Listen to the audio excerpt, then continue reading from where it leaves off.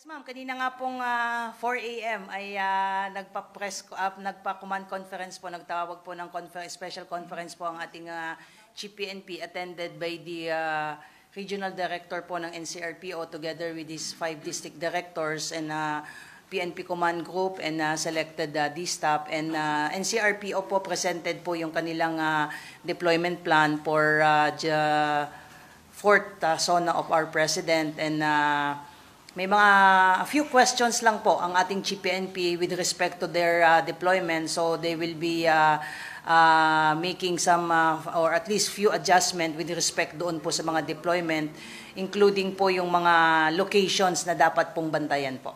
Meron na bang nabanggit kung ilan ang papakalat ng mga tao? Mga more or less 12,000 po, ma'am, ang i-deploy po for SONA. Kasama na po dyan yung mga madi-deploy within the vicinity po ng House of Representatives. And today po, at least tomorrow po, magkakaroon po ng coordinating conference po together with the Office of the Sergeant at Arms po ng HOR to iron out some of the security protocols that will be observed within and outside of the HOR po.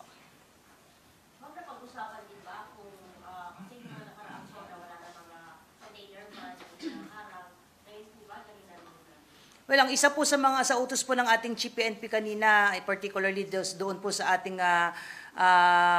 NCRPO is to conduct an honest to goodness threat assessment if there is a need to adjust po yung mga nakasanayan na po nating security template at magbibigay po sila ng updated po na threat estimates as to including po yung mga possible number po ng mga magkakandak po ng mga activities, particularly yung mga rallies, both for pro and anti po.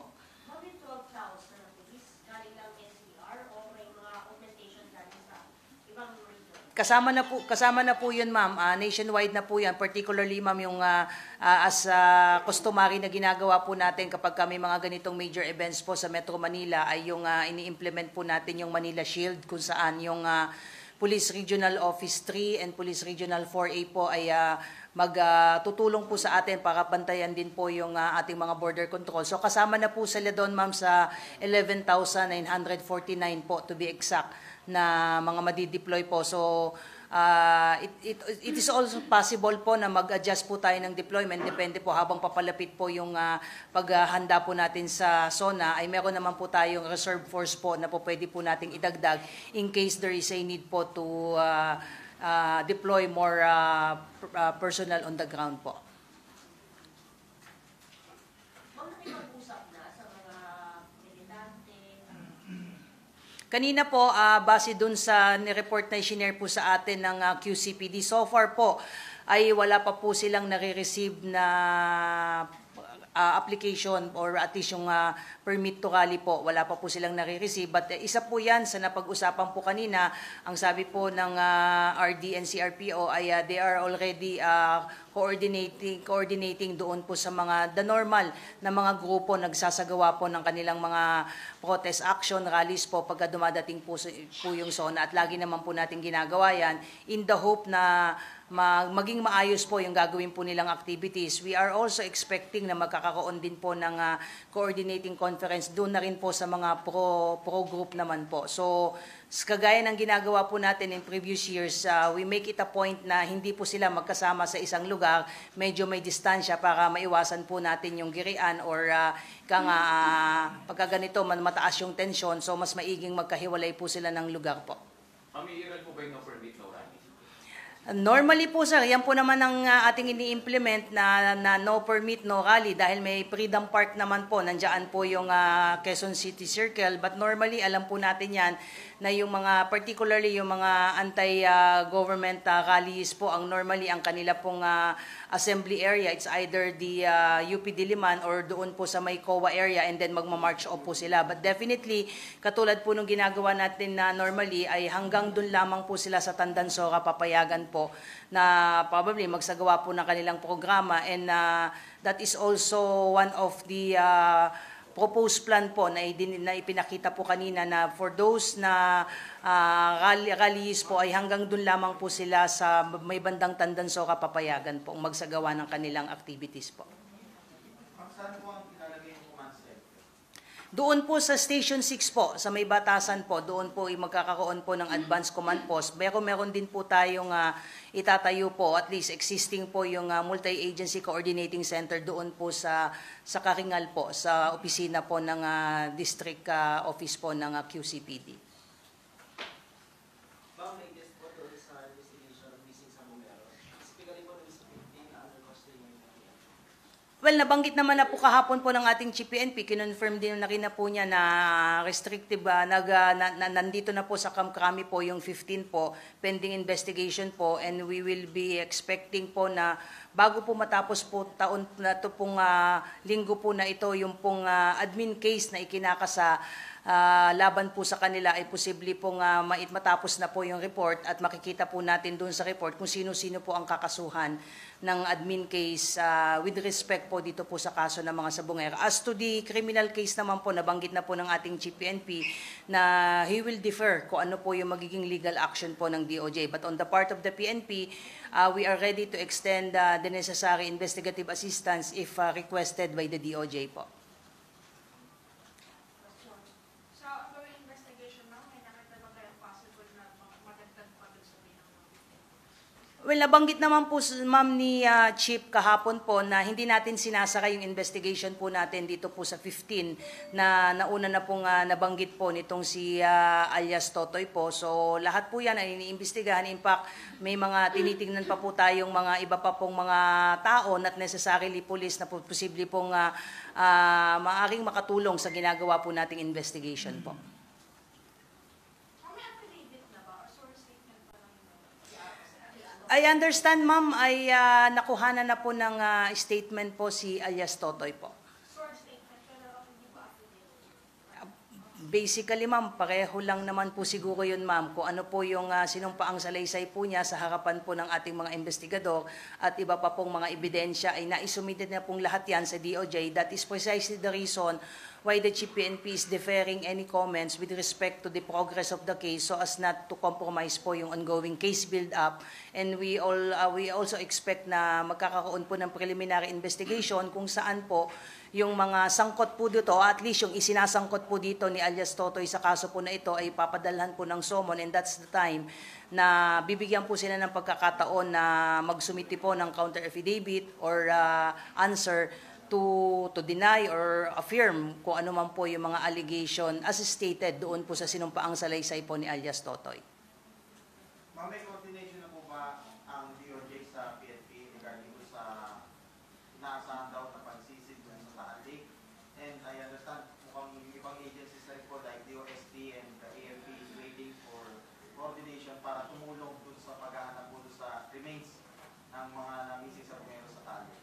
I understand, sir, the DOJ is directly coordinating po doon sa mga nabanggit niyo pong mga ahensya. On the part of the PNP ay wala pa po tayong natatanggap na formal request for the possible deployment and employment po ng ating mga technical drivers. But just like what the Chief PNP has said yesterday po, we are ready to provide technical assistance if it will be requested by the DOJ po. Ma'am, kompleto rin ba ang PNP sa mga technical divers? Meron po naman tayo na mga technical divers po sa PNP. In fact, our Chief PNP is also a technical diver po. So, marami po tayong train po na mga police po, na mga diver po at kagaya po ng ibang ahensya like the Philippine Navy, like the Coast Guard, may sarili din po yan mga divers po. At I understand dito po sa PNP ay marami po tayo na mga accredited and registered na mga divers po na maaari pong makatulong kung ihilingin po ng DOJ.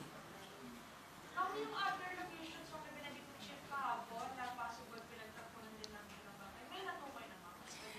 Kasama po yan, ma'am, sa ginagawa po nating case build-up at nabanggit din ng ating Chief PNP, we are not limiting our investigation dun sa sinasabi na alleged na posibleng pinagtapunan nga po, which is yan nga po sa Taal Lake, because there are some information being validated and confirmed by the investigating unit led by the CIDG para tignan po yung mga ibang lugar na posible rin na pinaglagyan o pinagtaguan or pinaghukayan po ng posibleng mga remains po ng mga missing Sabongeros po. Remember, yung 2-3 years ago po ay nagsimula po tayo sa 34 cases po na hinawakan po lahat po yan ng CIDG, but may mga pumapasok pong mga bagong information na sinasabi it is more than 34 cases po ng missing Sabongeros. So lahat po yan ay iniimbestigahan at binavalidate po at least sa level po ng CIDG. Hindi na lamang ma'am CIDG yung nag-iimbestiga po dito, kasama na rin po nila yung ibang unit po ng PNP.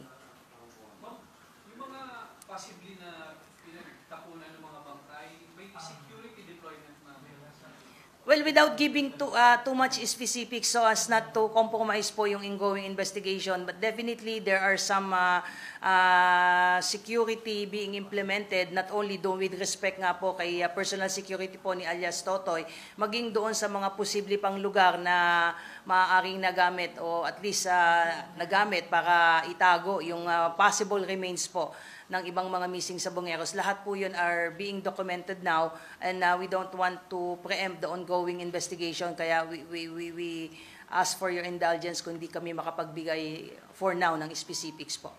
Pero assurance ma'am na hindi matatamper ito ng mga suspect yan.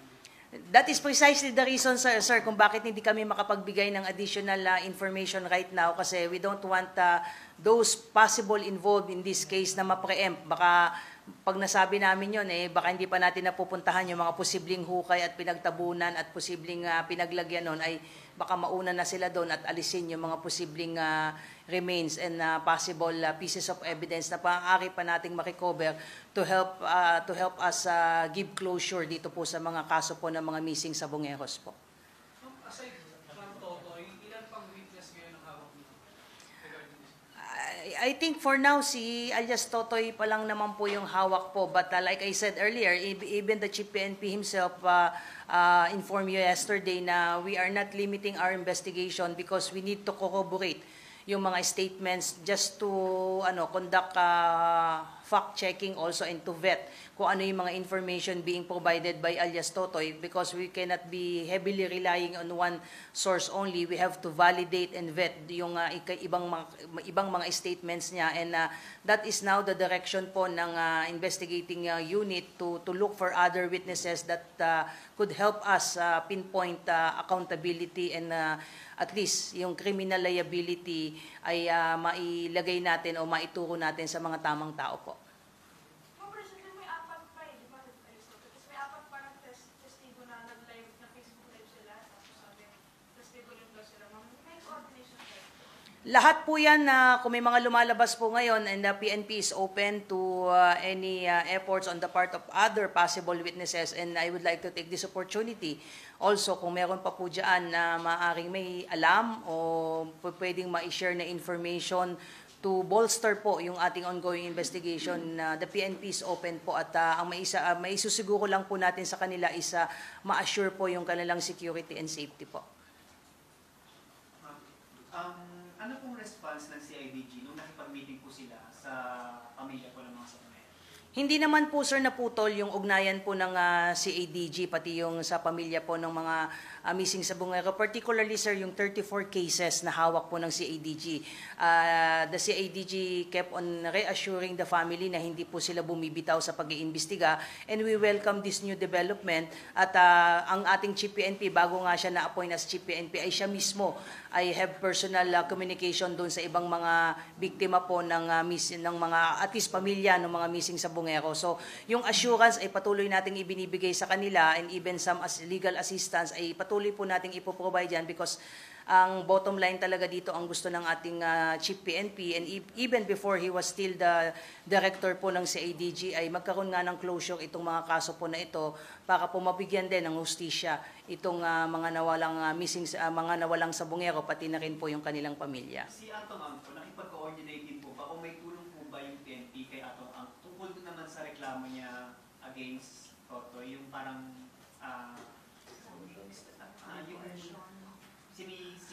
kung ba hiningan siya ng pera, ganun po? Yung kaso po nila, sir, I understand, ay dinerecho po nila sa prosecutor's office po ng Mandaluyong based doon sa mga news releases na nakita at napanood po natin. So, with the assistance of sa counsel po, ay dinerecho po nila yon at allowed naman yun sa ilalim po ng batas na hindi nila kailangang pumunta po at dumulog sa police. Pwede po, through their private counsel, na magsampa po sila direkta po sa ating prosecutor's office. Wala siyang hiningi assistance sa PNP. So far, sir, I don't have any information as to any request any police assistance request coming from the end of Mr. Atong Ang. Doon sa pag-investigate sa other disposal areas, ma'am, wala bang mga positive indication, traces ng remains doon?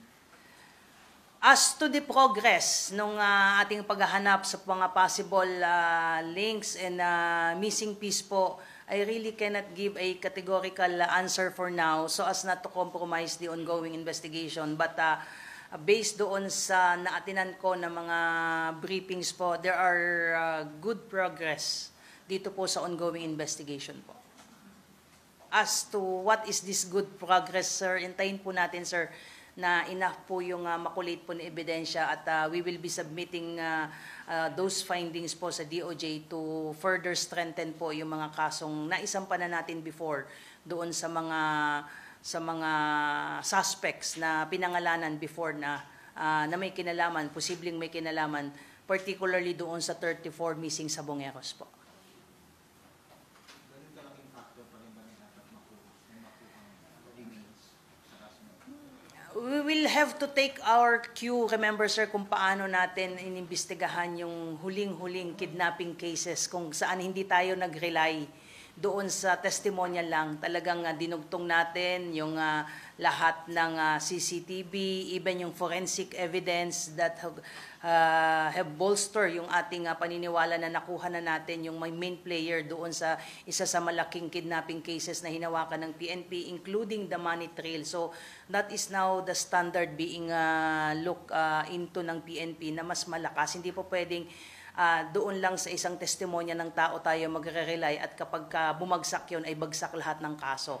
So right now, ang objective ng PNP ay maliban doon sa mga statements na ibinibigay ni alias Totoy ay makorroborate yun ng iba pang mga possible witness. And of course, importante na makita natin yung mga possible remains po that would somehow prove na itong mga kung ano man na mare-recover natin belongs to the missing sabongeros po. It will have to pass through a lot of tests po, including forensic tests po, kasi pag may makuha man po tayo, kailangang i-DNA po yan at it will take a longer process when we talk of forensic evidence po. Mga ilan natin ng possible other locations? Ilan na?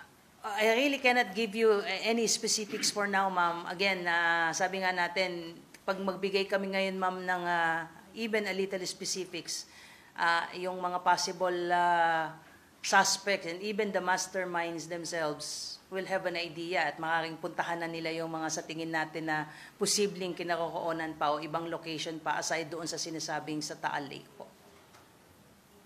Ma'am, ask ko lang po, yung mga possible places po ba na iniimbestigahan na po ng PNP, ito po ba ay kasama doon sa ipinasang affidavit ni alias Totoy or ito po ay mula sa mga other witnesses po na nagbibigay ng information po sa kapulisan po natin?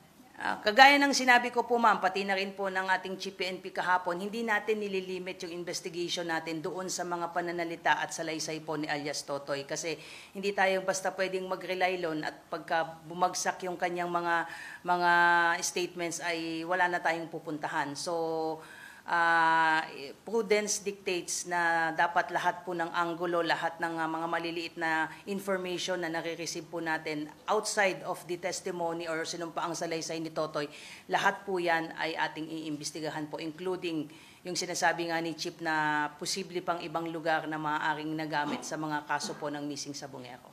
Ma'am, ask ko lang din po kasi may mga speculations po sa internet and particularly sa social media na kumakalat po regarding po dun sa sinabi ni Chief na mas maaga pa pong lumapit itong si Totoy sa CIDG before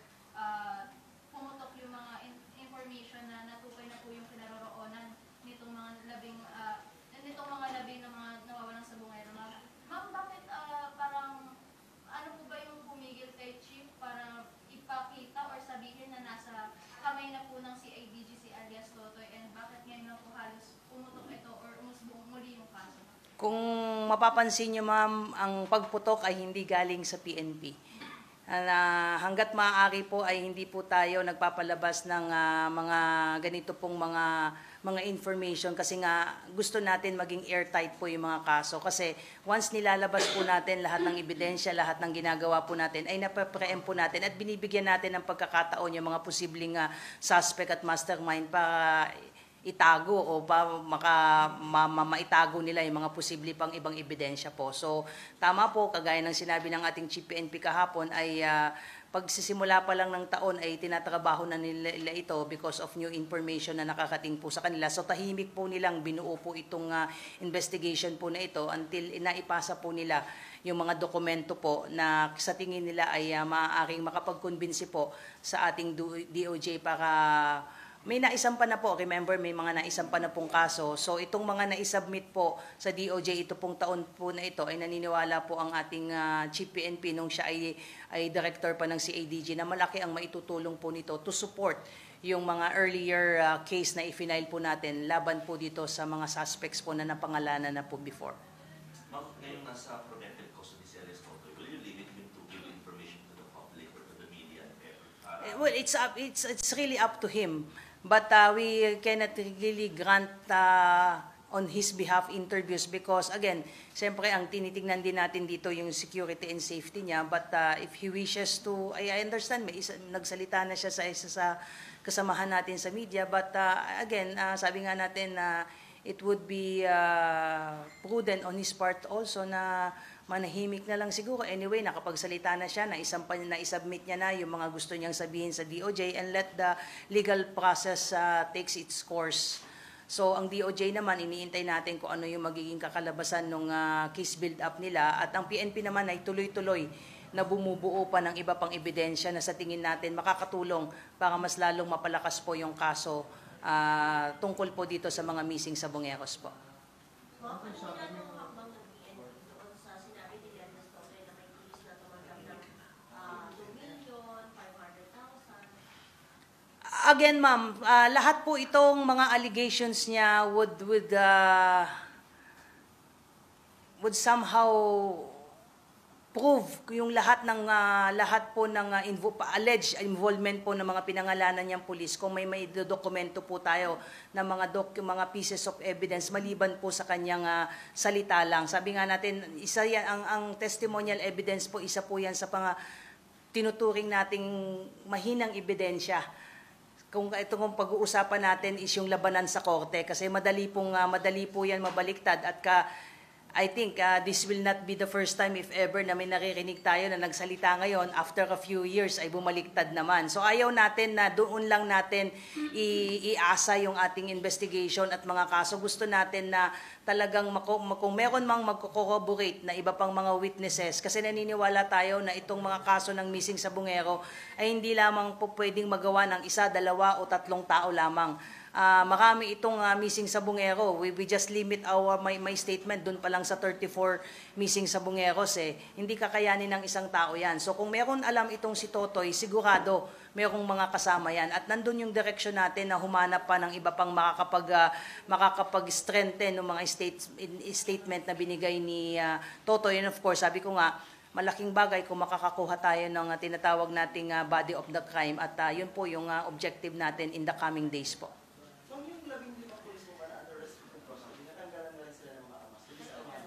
As a matter of procedure po, yun po yung ginagawa kapag ang mga pulis po natin ay under restricted custody na po. Common denominator ng 15? At one point ba, nag-serve sila sa isang unit? O may ganun ba? Ang sabi naman ng ating Chief PNP, some of them ay galing sa mga National Support Unit, yung iba ay galing sa ibang region. So, titingnan natin as to the common denominator because pag nagsabi ako sa inyo, sir, ng isang particular unit, baka nandun kayo lahat ngayon sa unit nila at hinahanap sila. So, again, out of respect sa ating Chief PNP, kung ano po yung sinabi ng ating Chief PNP yesterday, let's limit it to that po. But I'm sure, magagaling naman po kayo. I'm sure, alam niyo po kung asan sila at anong mga unit po nila. Ma'am, pag sinabing restrictive custody, ano po ibig Pwede naman po, basta magpapaalam lang po at escortan po sila, especially kung may mga emergency in nature po na that would require yung kanilang presence po doon sa kanilang pupuntahan po. But ang standing protocol po dyan, kung magpapaalam po, ay dapat po ay escorted po sila. O paano yung mga, kunyari, head siya ng isang unit or isang, paano po yun? Sino pong kapalit? Wala naman po tayong dapat alalahanin doon. Sabi nga ng ating Chief PNP, sa isang position, mga 15, 20 ang nakaabang dyan. So yung mga tinanggal po natin ay, I understand, may mga kapalit na sila. Ma'am, baka lang may update sa casing incident investigation sa PNP. Yes sir, kausap ko yung station commander po ng Baguio City. Noong July 2 po ay naisampa na po yung kasong kriminal po at nagbigay naman po ng pangalan yung mismong biktima at iniintay na lamang po natin yung resolution po ng prosecutor's office po. But yung bata po, I think June 30 ay lumabas na po ng PMA at nagdesisyon na lumabas na lamang po ng PNP. But yung bata at yung kanyang family po ay gusto pong maituloy po yung kaso. So 4 po yung nakasuhan po doon na kadete. Ma'am, you stand by na hazing yung nangyari based on investigation? Well, we will be we base our the case filed against the 4 cadets po based na rin po doon sa testimony po ng bata. So, yung po yung isinampa po na kaso po ng Baguio City Police po. I'm sorry, anong mga kaso? Yung pong violation po ng Anti-Hazing Act po. Ano kaya nakit po ba inabot? Well, ang sinasabi is may mga body contact pong nangyari. So the cadets, the victim cadets po suffered some injuries po that would require some hospitalization. Pero nangyari po itong alleged hazing po is nung September 2024 pa. May mga period siyang sinabi So hindi lang ito nangyari ng isang beses kasi may sinabi siya doon na from this date to this date po ay doon po nangyari yung alleged hazing po. Let us wait, ma'am, kung ano po yung magiging decision po ng prosecutor, kung enough po yung ebidensyang isinubmit po ng bata po based on his testimonies po para po tumayo po yung kaso for violation po ng Anti-Hazing Act po. What's important po is naisampa na po yung kaso. Thank you, ma'am.